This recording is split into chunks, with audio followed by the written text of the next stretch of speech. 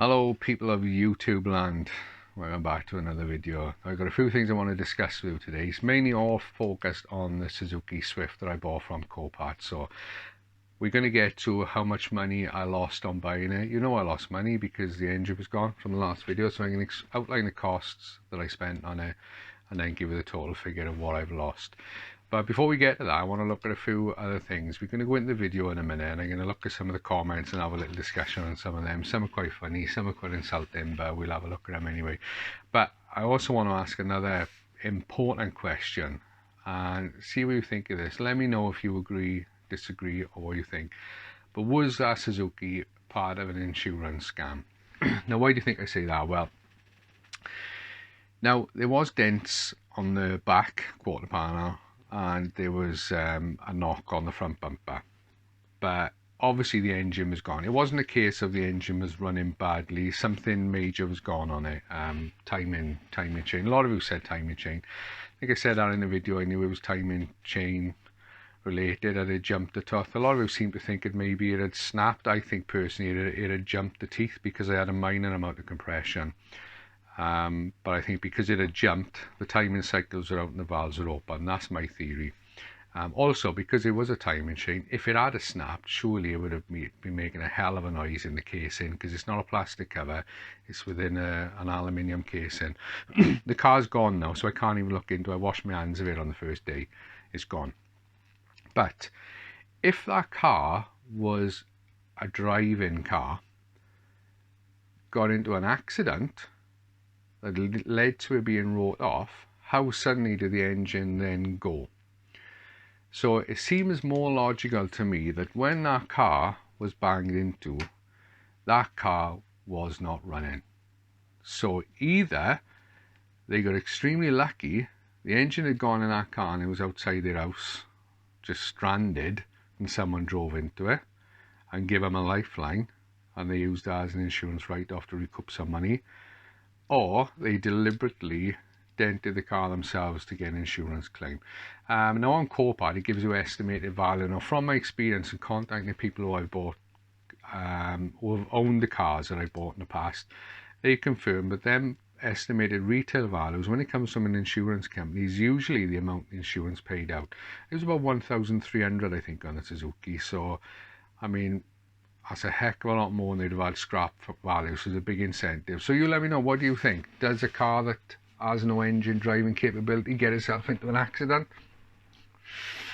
Seems a bit suspect, doesn't it? But anyway, the other thing is as well, in the video I stupidly made the mistake and said that I bought the car as a non-runner. Now I shot myself in the foot by saying that, and I set myself up for some criticism, because really I didn't buy it as a non-runner. There was nothing listed in the listing to say it was a non-runner, and there was nothing in there in the notes saying that I couldn't start it. I knew the car wasn't started because when the picture was of the dashboard, obviously I could see that the ignition was on and the RPM was at 0. Naively, I kind of thought, well, maybe there's an issue that I can fix. Wasn't open for total engine failure, but I thought maybe there is something that I can fix. It would be quite simple. In hindsight, I should never have bought the car. We know that now. As soon as I clicked buy, I knew I'd made a mistake. But did it make some interesting content for you? I quite enjoyed making the video, actually. So I don't know, hopefully you enjoyed making it. Maybe you found it quite informative, but anyway, it's an experience, isn't it? And when you look on the app, on the Copart app, the information given on the app, which is what I used when I bought it, is completely different to when you go on the website. When you go on the website, if you look in the highlight section of the notes, it says in there that if it's nothing about that it runs and drives, then just assume they couldn't start it. But obviously I've had that on other cars. It doesn't say run and drive on them, but you know it's running from the dashboard picture because it's at idle.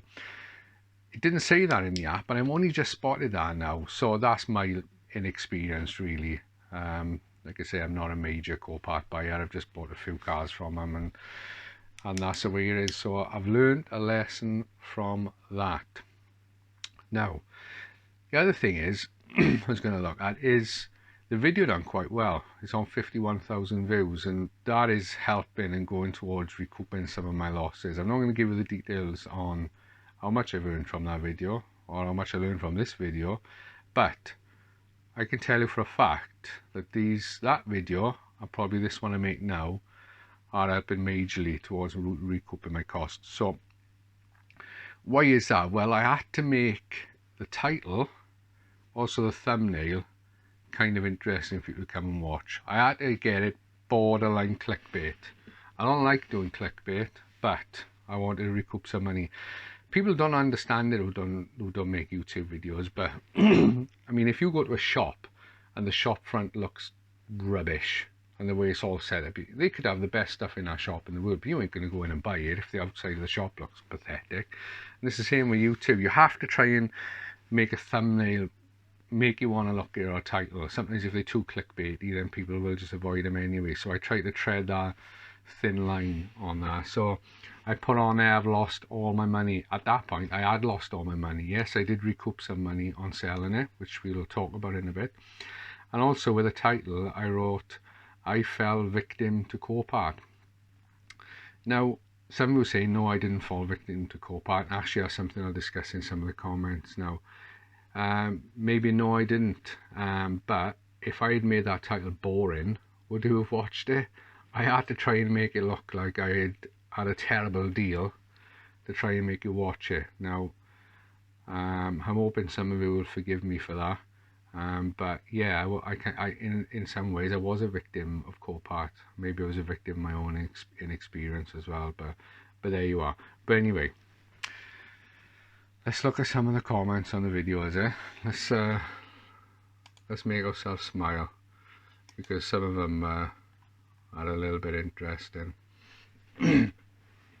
So my top comment, I did put, this was after the effect, after the video I went out, I put out that it wasn't listed as a non-runner. So let's find some comments that were interesting. This one, Gary Russell, you didn't fall victim to copart, you fell victim to stupidity. It's not the first time I've been called stupid. When copart says non-runner, it's not going to be because it's got no fuel or a flat battery, they work on commission. No, well, that's what I mean. I shouldn't have said in the video it was listed as a non-runner, because it wasn't listed as a non-runner. It says, you seriously think they don't fire a booster pack on before it leaves the insurance compound before it's copart? Copart states non-runner, expect a hole in the block. So I didn't expect a beautiful car, but yeah, I was a victim of my own stupidity. Shall we look at my reply? So my reply was, no, you fell victim to clickbait, thanks for you. So I can understand that's a bit antagonizing, but when you have people call you stupid, idiots and things like that, it's hard not to react sometimes. I think many of you probably haven't been in that position. I suppose making YouTube videos, I put myself in that position, but you can only stay quiet for so long. Sometimes you just want to give people a verbal slap. So someone's got spark plug Steve, wow. Someone then says, haha, ruthless. But there you are, it is what it is. So let's see what else we can find. This comment from David Preston, he says, I thought this video was a comedy video. Did you? Don't think I'm that funny. This one from Mike J Fitness. Did you put the other 3 plugs in when compression testing the 1 cylinder? Sounds like air blowing out the top to me, possibly a rookie mistake. Well, no, that's not a rookie mistake, because when you're compression testing 1 cylinder, that 1 cylinder is sealed to itself. The other 3 have no effect on it. They're not linked. So by putting the other plugs in and leaving them all in, you're actually, if the engine was working fine and had compression, you're making more resistance for the starter to work again. So it's not going to make a blind bit of difference whether the other plugs are in or not. So my reply was that it wouldn't have any effect on compression. So no, that's to answer that. This one is a real cracker from Bullet Auto Repairs Mobile. Sounds like a good guy here. Leave cars alone, you're not that bright. Should do a video on how not to make money in the motor trade. For idiots. It's not the first time I've been called an idiot, but look, Bullet Auto Repairs Mobile, you may be a professional mechanic, you may be a trained mechanic. I ain't. My job is a window cleaner. I work on cars as a hobby. No one has ever trained me. I have never had an ounce of training. I've never had anyone to show me mechanics. My father wasn't a mechanic. He didn't pass any info on to me. I've had to learn all this myself from trial and error. I'm not a mechanic. I'm not pretending to be a mechanic. So anything I do in the video is just something I've sussed out and worked out for myself. And I don't know, I think for someone who's had zero training and just fumbled my way through life working on cars, I think I do alright. If I was trying to run a business like you, which auto repairs mobile, then if I was trying to run a business, maybe I'd get some training for it. But all I'm doing is just providing you a little bit of entertainment when I'm doing work on my own cars. So, you know, you can take it or leave it. I really don't care if you disappear and don't watch any more of my videos again, to be honest. So, someone stop buying crap then. If I didn't buy crap, then I wouldn't be giving you any entertainment, would I? So this one is an interesting one. It'll probably be the last one we look at, from Rampant Tram 1. Steve, I don't know why you always feel hard done by. If you've done your research on every purchase you make, you got just like a damaged van when you got a free paint job, that's another story. I don't even want to go there about the van. Then provided the judgment is good, 70% of the time, least over here, you'll win some rules, blah blah blah blah. I don't know, I've glazed over by now. But let's go to the first bit. I don't know why you always feel hard done by. Do I come across as hard done by? Like my reply says to him, you don't know me to say I always feel hard done by. You don't know nothing about me. YouTube is a narrow window into my life. I'm not hard done by. So anyway, some of the comments are interesting, but that's enough for them. Let's get back to the car. So now you want to know, how much money did I lose? And yes, I'm so hard done by, I lost money on that Suzuki. So let's have a look how much I lost. Right, so this is the screen then where I bid. As you can see, £200. Now this is what I was telling you about earlier with the highlight section. If we look up here, it's under enhanced vehicles. So usually enhanced means that they have just done something to what it says wash, vacuum, blah blah blah blah, nothing major. But down in the highlights it said if it doesn't say run or drive or engine start program, if neither is listed, then it should be assumed that we have not been able to start the vehicle. So this is the part I was on about. You don't see this in the app. This is on the website, and to be honest, I'm always looking on the app. I don't come onto the website. So lesson learned. So anyway, back to it. £200 of paper there, so you can see. So let's have a look. My fees. So as you can see, that price there is £347.60. So £147.60 was my fees, and that's how much it cost to get it out the copart. Then to get it towed home was £75. Now if you notice, I had the two cars. I had the Skoda and the Suzuki brought home at the same time, so I paid £175 in total. It was £100 per car to bring home, 25% discount for the second one. So the Skoda was the one I really wanted to keep. That's the car I count as £100 delivery, and that's what's going to go in the fees when I do a breakdown on that car. So the £75 has gone to the Suzuki, so £347.60 plus £75 to transport it home. So as you can see on this screen, pull the calculator out, £347.60 add 75 comes to £422.60. So that's what it cost me to get it home.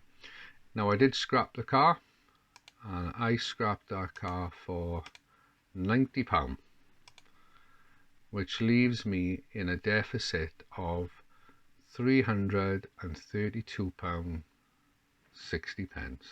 So my total loss was £332.60. That is how much I lost.